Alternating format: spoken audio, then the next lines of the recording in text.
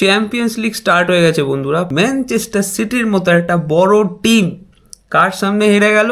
Bordeaux গ্লিম্ট। O my god ভাই, what a match ভাই। লোক 70% পজিশন নিয়ে তুমি যদি ভাবো যে গেমের কন্ট্রোল তোমার কাছে, একদমই না বন্ধুরা। মাঠে কতক্ষণ বল তোমার পায়ে আছে, তুমি কটা পাস খেললে, ডাজেন্ট ম্যাটার ভাই, ডাজেন্ট ম্যাটার। কোনটা ম্যাটার করে? যখন তুমি ট্রানজিশনের টাইমে পারফেক্ট ওয়েতে ওই ট্রানজিশনটা ইমপ্লিমেন্ট করতে পারছো। যখন তোমার ডিফেন্স করতে হবে তখন সবাই ট্র্যাক ব্যাক করছে, যখন তোমার অ্যাটাক করতে হবে তখন সবাই যাচ্ছে।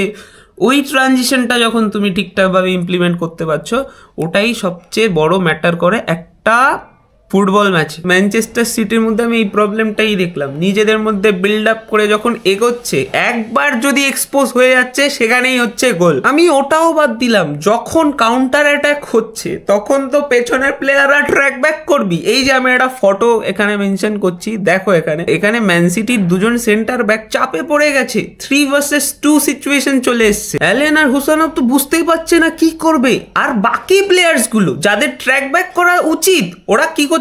জগ করছে। Oh my god, are you mad?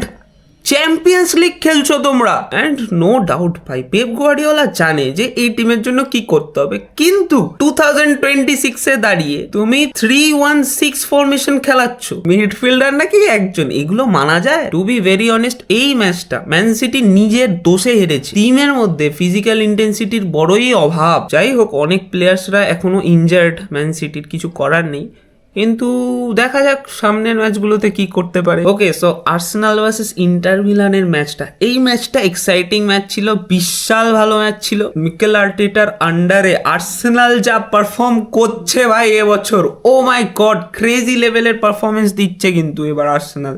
এটা মানতে হবে ভাই, এটা মানতে হবে। এই ম্যাচটা আমি দুটো টিমের মধ্যে তেমন খুব বড় সড়ো ভুল ত্রুটি কিচ্ছু দেখতে পাইনি ভাই। তবে ইন্টার মিলানের থুরাম অ্যান্ড লটারো মার্টিনেজের একটু অ্যাটাকে প্রবলেম ছিল, মানে ওরা চান্সগুলোকে ক্রিয়েট করতে পারেনি, এটাই প্রবলেম। কিন্তু ভাই ডিমার্কো যা খেটেছে না ভাই, অনেক খেটেছে। এই প্লেয়ারটাকে আমার খুব ভালো লাগে, বিশাল আন্ডাররেটেড প্লেয়ারটা আমার মনে হয় এটা। অন্যদিকে আর্সেনাল যা খেলেছে না ভাই, হ্যাঁ একটু ডিফেন্সিভ ছিল ব্যাপারটা, কিন্তু যখনই সময় সুযোগ পেয়েছে, যেই অ্যাটাকগুলো মেরেছে ওটা একদম পারফেক্ট এক্সিকিউশন ভাই, চুমো পুরো। গ্যাব্রিয়েল জিসাস চুমো ভাই, যখনই চান্স পেয়েছে গোল করেছে বান্দা, কোনো চাপ নেই, কোনো প্রেসার নেই, চিল অ্যান্ড রিল্যাক্স। আর আর্সেনালে একটা লেফট ব্যাক আছে ভাই, বিশাল জ্বালাতন করছিল, বিশাল দৌড়াচ্ছিল।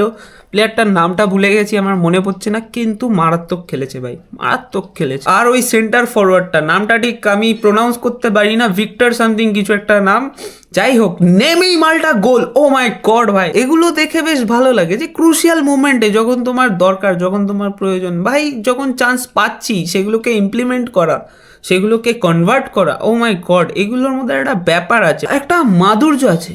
এক্সিলেন্ট। এখন আমি কথা বলবো রিয়াল মাদ্রিদ ভার্সেস মোনাকোর ম্যাচটা নিয়ে। এই খেলাটার ব্যাপারে আলাদা করে কিছু বলার নেই, কারণ অ্যাজ এক্সপেক্টেড ভাই রিয়াল মাদ্রিদ জিতবে, এটা জানা কথা। হ্যাঁ, যদি হারতো তাহলে পরে কথা বলতাম, কারণ এত ভালো ভালো প্লেয়ার থাকা সত্ত্বেও যদি ম্যাচ হারিস এরকম জঘন্য ভাবে, তাহলে পরে কথা বলবো না কেন? তবে এমবাপে, মাস্তানতুয়ানো, জুড বেলিংহাম, ভালভার্ডে খুবই ভালো খেলেছে ভাই, এগুলো নিয়ে কোনো কথা হবে না। ভিনিসিয়াস জুনিয়রকে এত ভালো খেলতে দেখে মনটা খুব খুশি লাগছে, কারণ আমি চাই ভাই, টু বি অনেস্ট, আমি চাই ভিনিসিয়াস খেলুক, সবাইকে দেখিয়ে দিক ও কি করতে পারে, ওর পোটেনশিয়াল দেখাক। আমি জানি না কেন ভিনিসিয়াসকে দেখলে আমার খেলাতে ইচ্ছা করে, কিন্তু আমি ওকে ট্রাস্ট করি ভাই, বিশাল ট্রাস্ট করি, কারণ আমি জানি ও খেলতে পারে, আর যখন খেলবে তো ভালোভাবেই খেলবে, আর যখন খেলতে পারবে না তখন আমি কিচ্ছু চাই না ভাই, আমার কোনো চাহিদা নেই, আমার শুধু একটাই রিকোয়েস্ট ভাই, ব্রাজিলেরও একটু ভালো খেলিস, আমার আর কোনো চাহিদা নেই ভাই, আমি কিচ্ছু চাইবো না। যাই হোক, বাদ দিলাম সেসব কথা, খুবই ভালো খেলেছে, চ্যাপ্টার ক্লোজ।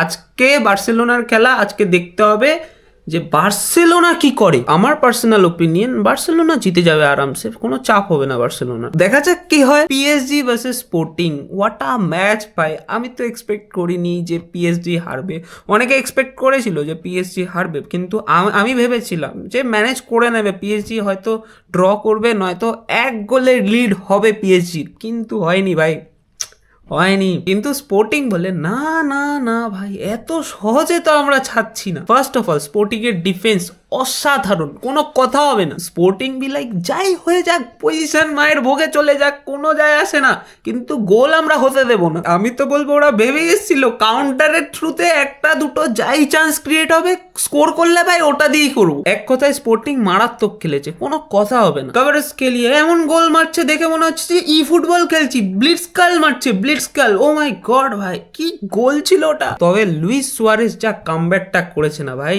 এই সুয়ারেজ ওই সুয়ারেজ না, এই সুয়ারেজ অন্য সুয়ারেজ। 90 মিনিটসে খেলা প্রায় শেষ ভাই, কাটা গায়ে নুনের ছিটাটা দিয়ে চলে গেল। যাই হোক, ফুটবল নিয়ে অনেক আলোচনা করলাম। এই ভিডিওটা ভালো লেগে থাকলে প্লিজ সাবস্ক্রাইব করতে কিন্তু একদমই ভুলো না। দেখা হচ্ছে পরের ভিডিওতে। টাটা।